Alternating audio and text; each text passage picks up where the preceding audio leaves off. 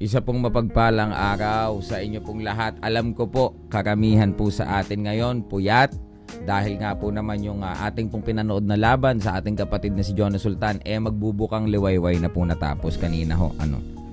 Ngayon mga kaibigan, syempre first of all, congratulations po kay Paul Butler.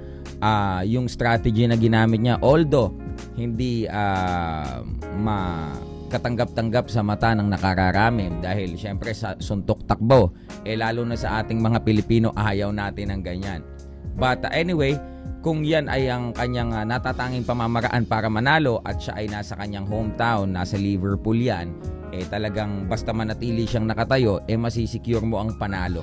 At tawag dito, malamangan mo lang ng mga patama, kahit pa touch lang, talaga nga namang yung posibilidad na ikaw ay manalo, talagang secured yan, mga kaibigan. Pero, syempre, Jonas Sultan still a good job, congratulations. As a replacement mga idol, talagang itong si Jonas Sultan, bagamat hindi siya nagtagumpay sa laban, hindi pa rin natin siya maituturing na talo sa kanyang karera. Imagine, nandun nga lang siya para replacement, siya yung nakalaban. Anong ibig sabihin nun? Meron po siyang premyo, may milyon po siyang mauuwi sa kanyang pamilya.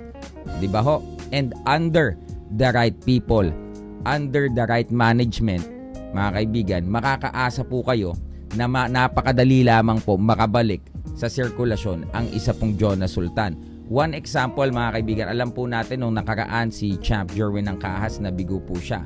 Pero po meron po siyang malaking paparating na laban. But yung announcement po yan, syempre ibibigay na po natin sa kanila Coach Joben sa Team Angkahas na siya ng mga talagang appropriate na team na talaga magdi-disclose ng mga future upcoming fights para kay Champ Jerwin ng Kahas. So, ito yung nagpapatunay na ano man ang mangyari sa karera mo, if you are being handled by the right people, if you have the right guys around you, ano man ang mangyari sa karera mo, basta mabait ka, grateful ka, hindi ka mawawalan ng pwesto sa industriya mga idol. So, ito nga mga idol, ito pong nangyari kanina na interim WBO Bantamweight Championship. Abangan nyo po sapagkat meron na pong camp ni Butler, alam niya na din, nakarating na din po sa amin, but hindi po muna namin sasabihin kasi syempre ang may karapatan po niyan yung mismong organization which is WBO. Sila po ay mag-a-announce. Alright? Martes po, US or UK time, depende kung sa, hindi ko alam kung UK time ba o US time nila i-announce. So sa atin baka mga Wednesday yan, i-announce po nila yung update regarding sa status ng belt. So once again, ngayon pa man, Paul Butler, you deserve it. Hindi po natin din i-discredit or wag natin i-discredit yung Paul Butler kahit tumakbo sa buong 12 rounds. Ganun talaga sa boxing, 'di ba? Wala namang batas sa boxing na kailangan nasa harapan ka lang, toe-to-toe lang tayo. Kailangan 'di ba? Kailangan matapang, kailangan tayo, bigayan talaga, walang atrasan. Ganun talaga 'di ba? So, yan science yan. Yan ay tawag dito sweet science mga kaibigan na tinatawag. To hit and to not get hit yung sinasabi nga nila. So, styles makes fight. Yung kung ginawa niya, ang dami nagsasabi, comment kagabi ay kanina nung nakikita ko, parang ginagawa daw Rigondo. Well, mukhang ganun nga. Ganun nga yung ginawa niya. At kudos din naman, maganda din yung skills ni Paul Butler. Yung footwork niya maganda. And siguro doon matututo si Champ Jonas Sultan kung paano mag-cut pa ng ring ng mas maayos, paano humabol ng mga takbuhing fighter, at kung paano pa i-set up yung mga heavy bumps niya na para tatama. So yun lang kasi yung nakita kong problema kung ayaw mag-engage nung kalaban mo. Unlike si Caraballo. Si Caraballo kasi walang talo, di ba? 14 wins, 14 knockouts, but he is willing to engage.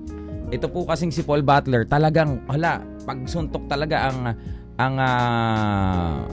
isipan niya, pagka suntok siya, tatakbo agad. Suntok, takbo.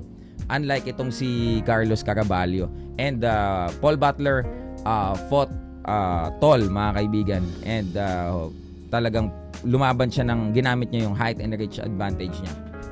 Well, sa part naman po ni Jonas Sultan, syempre po learning experience po yan mga idol. Nasa kampo ng kalaban, Liverpool, hometown yan ni Paul Butler, ano. Wala pong dapat ika-hiya or ika-lungkot, ika-lumbay dito si Jonas Sultan, sapagkat dapat nga replacement lang siya eh. There's a high possibility na pumunta siya doon, nag-ensayo, kinuha yung timbang, pero may possibility na hindi siya makalaban. Tanggap po namin yun, tanggap po nila yun.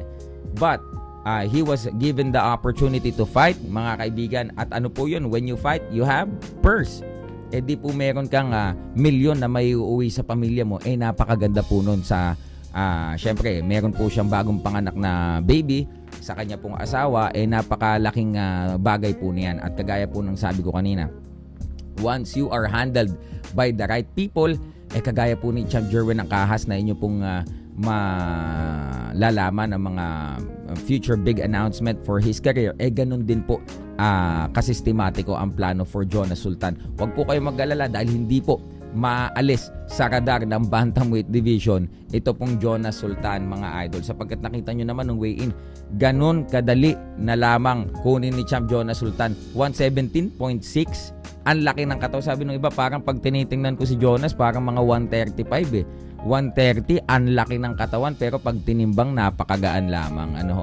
Siyempre, mga kaibigan, Champ Jonas Sultan, nothing to be ashamed of. Talagang good job pa din kasi ginawa mo yung best mo. Yun nga lang, styles makes fight. At dapat matuto sa laban na ito at mas paghusayan pa next time, mga idol. Ganun talaga sa boxing, ups and downs, of course, sabi nga ni Sir Sean, I've seen this thousands of times, Sir Mark. So parang na yun, nakikita na natin and alam natin kung paano ito agad ibawi, 'di ba? After the win of Magsayo, after big win of Isaac Pitbull Cruz, and then we have this. Okay lang, ganun talaga ang boxing eh. You can't win all the time. As long as 'di ba, nakapagbigay ng magandang performance yung fighter mo, nasa radar pa rin 'yan ng mga nasa industriya ng boxing.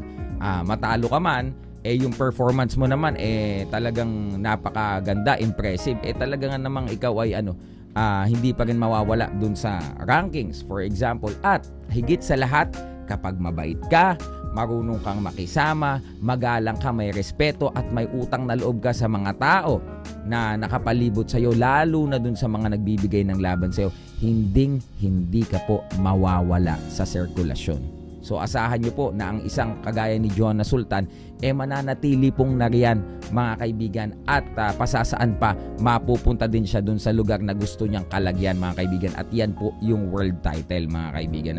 Hindi man na nagwagi si Champ Jonas Sultan kanina, marahil kailangan pa niya ng mas konti pang experience kung paano i-handle yung mga laban na hindi papabor sa kanyang estilo.